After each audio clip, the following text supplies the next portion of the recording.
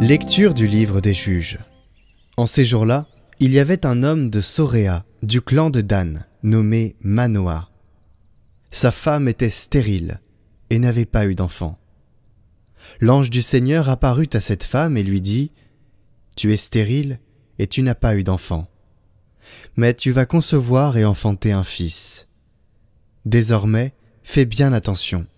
Ne bois ni vin, ni boisson forte, et ne mange aucun aliment impur, car tu vas concevoir et enfanter un fils. Le rasoir ne passera pas sur sa tête, car il sera voué à Dieu dès le sein de sa mère.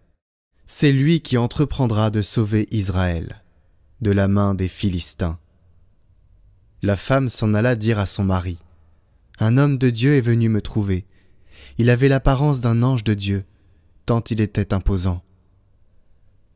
Je ne lui ai pas demandé d'où il venait, et il ne m'a pas fait connaître son nom. Mais il m'a dit : Tu vas devenir enceinte et enfanter un fils. Désormais, ne bois ni vin ni boisson forte, et ne mange aucun aliment impur, car l'enfant sera voué à Dieu dès le sein de sa mère et jusqu'au jour de sa mort. » La femme enfanta un fils, et elle lui donna le nom de Samson. L'enfant grandit, le Seigneur le bénit, et l'Esprit du Seigneur commença à s'emparer de lui.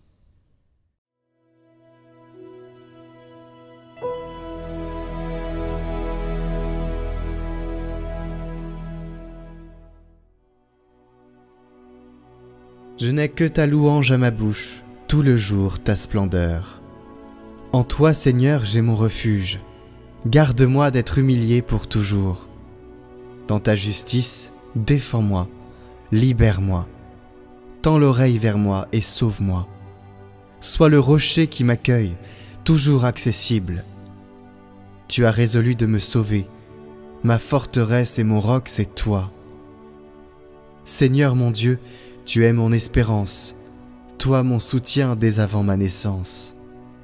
Tu m'as choisi dès le ventre de ma mère, tu seras ma louange toujours.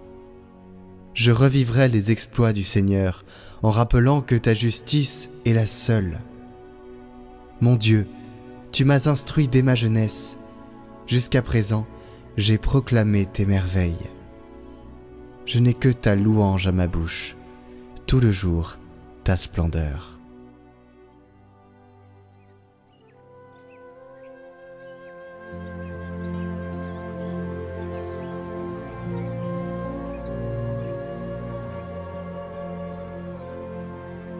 Évangile de Jésus-Christ selon saint Luc.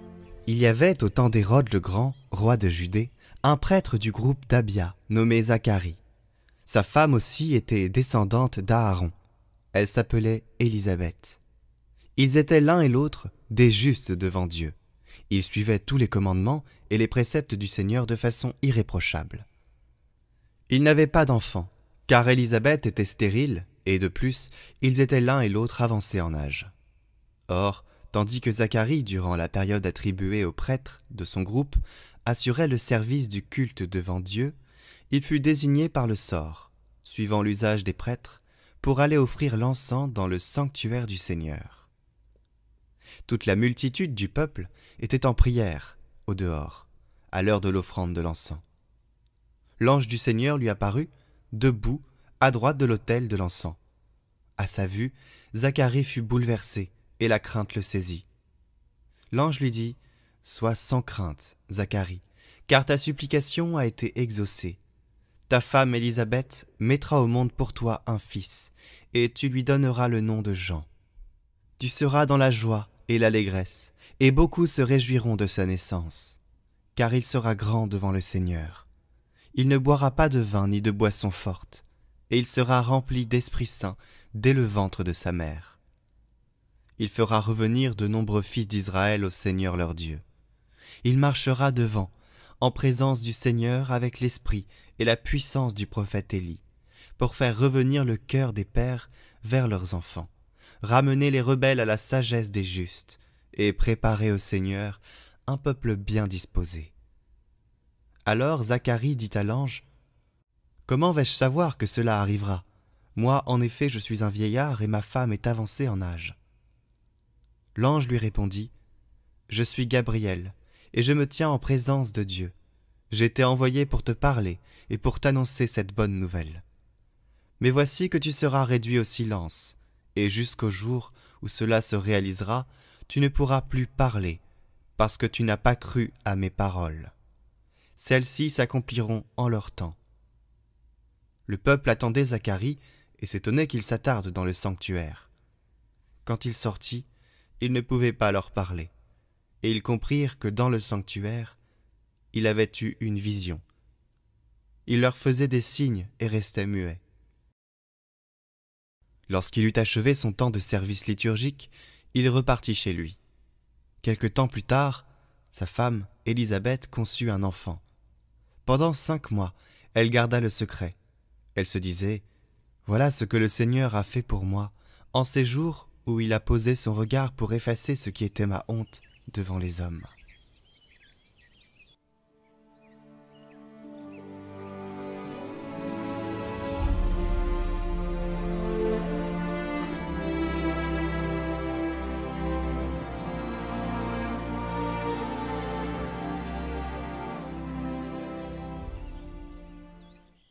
Il sera rempli du Saint-Esprit dès le sein de sa mère. Commentaire d'Origène. La naissance de Jean est pleine de miracles. Un archange a annoncé l'avènement de notre Seigneur et Sauveur. De même, un archange annonce la naissance de Jean.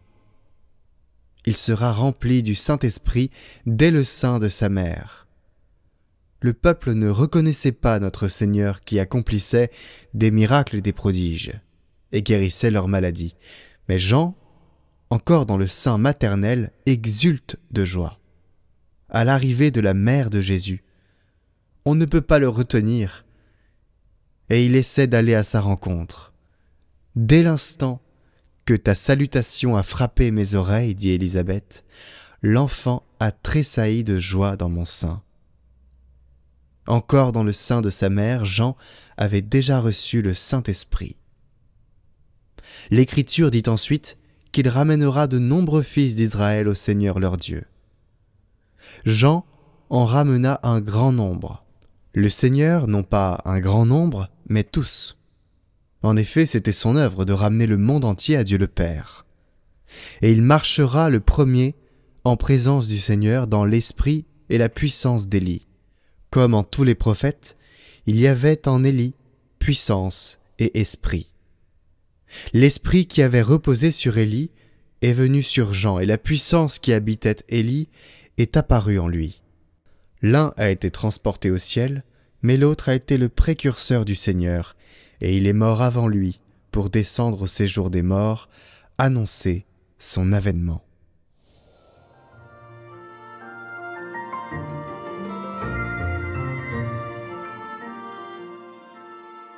Bonjour cher peuple de Dieu, je m'appelle Martin Huard et je suis au séminaire à la communauté Saint-Martin en 4e année. Et aujourd'hui, dans ce parcours de l'Avent, j'aimerais vous parler des signes et de quelle place accorder aux signes dans le discernement de la volonté de Dieu. Pour ça, pas très original, je vais m'appuyer sur ma courte expérience et l'histoire de ma propre vocation. Avant de rentrer au séminaire, j'étais dans une école d'ingénieur. Alors, comme tout bon ingénieur, j'étais en attente de quelque chose de clair de la part de Dieu. J'avais un désir de prier, j'avais un désir de parler de Dieu autour de moi, mais ce n'était pas suffisant, il me fallait un signe carré sur lequel je puisse m'appuyer. Eh bien, rien n'est venu, donc j'ai attendu un an et demi, puis il y avait toujours ce désir, et je me suis dit, bon allez, je rentre en propédeutique, je marchande un peu avec Dieu, je fais un pas vers lui, il fera un pas vers moi après. Et bien, donc voilà, je suis rentré en propédeutique, et puis rien du tout. Une année un peu terne, il ne se passe pas grand chose, zéro signe de la part de Dieu. Donc, à la fin de l'année, je commence un peu à m'agacer, je commence à parler à Dieu, lui dire que ça va pas, que si ça continue, je vais partir. Et il m'écoute. Et ça y est, enfin, le signe arrive. Ce signe, il arrive la veille de l'Immaculée Conception pour me dire quoi? Faut pas chercher de signe. En fait, je voulais quitter le séminaire et le Seigneur, qu'est-ce qu'il m'a dit? J'ai ouvert ma Bible au hasard et je suis tombé sur le triple reniement de Pierre. Et là, je l'ai pris assez personnellement. Bon, je vous passe un peu tout le dialogue, je lis plusieurs fois ma Bible, et puis à la fin, je tombe sur 3 fois Pierre m'aimes-tu. Donc ça, cette question, je l'ai pris personnellement. Martin m'aimes-tu? Martin m'aimes-tu? Oui, Seigneur, tu sais tout, tu sais bien que je t'aime. Et donc à partir de ce moment-là, j'ai commencé à vivre le séminaire sans me poser la question des signes, et juste en aimant ce que j'avais à faire, quoi, être avec Dieu. Et puis l'année s'est terminée, mais j'avais toujours pas de signes. Moi je voulais quand même, mon côté ingénieur n'était pas encore converti, quoi. Comment je pouvais m'appuyer sur quelque chose de sûr, de certain? Il n'y avait rien du tout. Et là j'ai commencé un peu à sombrer à nouveau. Et en fait en sombrant, en arrêtant d'aimer un peu ma vie au séminaire, en fait le Seigneur a pu un peu me pardonner, il a vraiment pu me rejoindre un peu dans ma faiblesse. Pourquoi est-ce que je vous parle de tout ça pendant cet Avent? Les signes pendant l'Avent, moi je pense aux rois mages qui partent sur le signe d'une étoile. Une étoile, moi j'en vois tous les soirs, je ne bouge pas. Eux ils partent sur quasi rien. Et ils prennent des risques, ils se mettent en mouvement, et à la fin qu'est-ce qu'ils trouvent? Un bébé dans une mangeoire, quelque chose de ridicule. En fait c'est exactement la même chose que moi. C'était pour moi, mon désir, mon étoile, qu'est-ce que c'est? C'est mon désir en fait, c'est mon cœur, ce que j'aime. Et puis à la fin, qu'est-ce que je trouve? Quelque chose de très banal, mais pas si banal que ça, parce que Dieu y est complètement présent. Et ça, c'est ce que je voulais vous partager pendant cet Avent, cher peuple de Dieu. C'est qu'il ne faut pas chercher de l'exceptionnel dans sa vie spirituelle, mais non, Dieu est présent au milieu de nous, avec un petit enfant dans la crèche. Que Dieu vous bénisse et joyeux Noël.